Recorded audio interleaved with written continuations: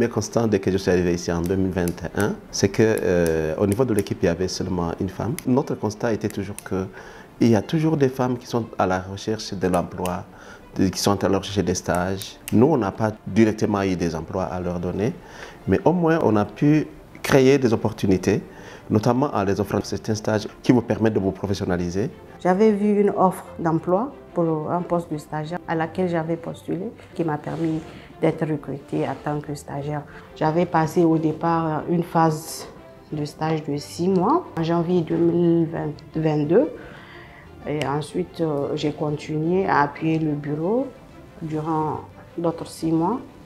Donc, ce qui m'a permis de totaliser une expérience au moins d'une année avant de pouvoir être recruté au poste de Junior Project Officer. On n'a pas offert. Il a participé à un processus et il a été retenu.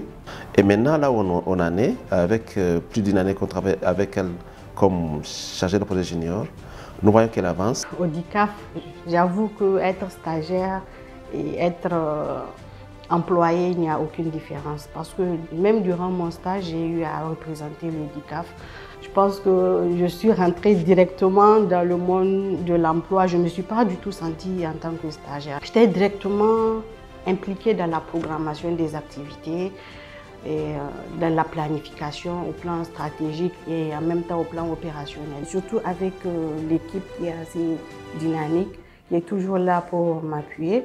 J'ai bénéficié surtout de l'appui de mes collègues hommes, donc ce qui m'a permis de vite pouvoir évoluer.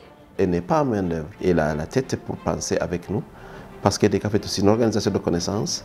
Et donc ce que l'on fait, on essaie de le retransmettre aussi dans la société. La directrice du DICAF, l'ambassadeur Nathalie Chouad, est une femme. La chef de division Afrique est une femme.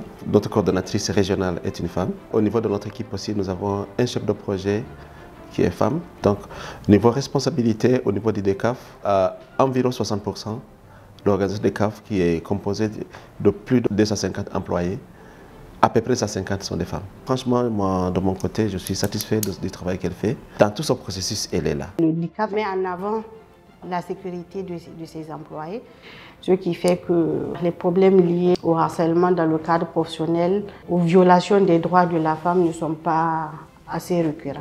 Les défis restent vraiment énormes et le fait que je sois à cette position me permettra quand même de pouvoir contribuer efficacement à améliorer les inégalités qui existent sur le plan de l'intégration du genre. À travers la promotion et la protection des droits humains en général et surtout celui des femmes en particulier, de pouvoir contribuer à réduire les taux de violence basés sur le genre, de pouvoir participer à améliorer les inégalités basées sur le genre, à pouvoir intégrer la perspective genre au sein de toutes les institutions.